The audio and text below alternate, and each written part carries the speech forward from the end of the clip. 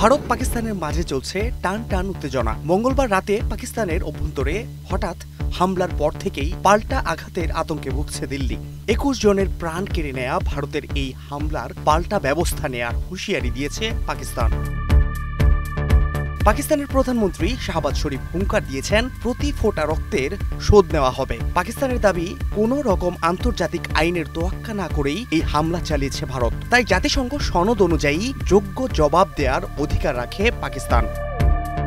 চলমান উত্তেজনার মাঝে এলো নতুন খবর। পাকিস্তানের পাঞ্জাব প্রদেশের গুজরানওয়ালায় ভারতের ড্রোন ভূপাতিত করা হয়েছে বলে দাবি করেছে পাকিস্তান। গুজরানওয়ালা ক্যান্টনমেন্ট এলাকা দিয়ে পাকিস্তানি ভূখণ্ডে প্রবেশের চেষ্টার সময় বিমান প্রতিরক্ষা ব্যবস্থার মাধ্যমে ভারতীয় একটি ড্রোনকে গুলি করে ধ্বংস করা হয়।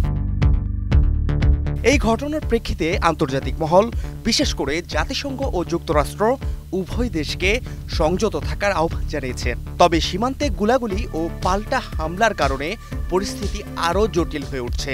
প্রতিবেশী বৈরী দুই রাষ্ট্র ভারত পাকিস্তানের মধ্যে যুদ্ধের দামাম বাজছে।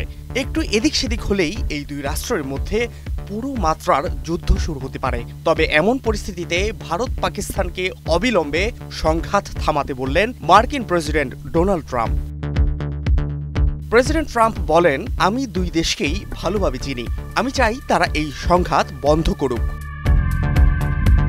হোয়াইট হাউসের ওভাল অফিসে সংবাদ সম্মেলনে ট্রাম্প বলেন, আমি দুই দেশকেই ভালোভাবে চিনি।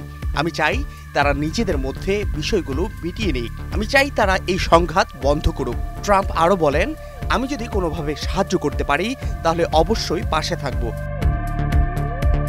পাকিস্তান দীর্ঘকাল ধরে যুক্তরাষ্ট্রের গুরুত্বপূর্ণ সামরিক মিত্র।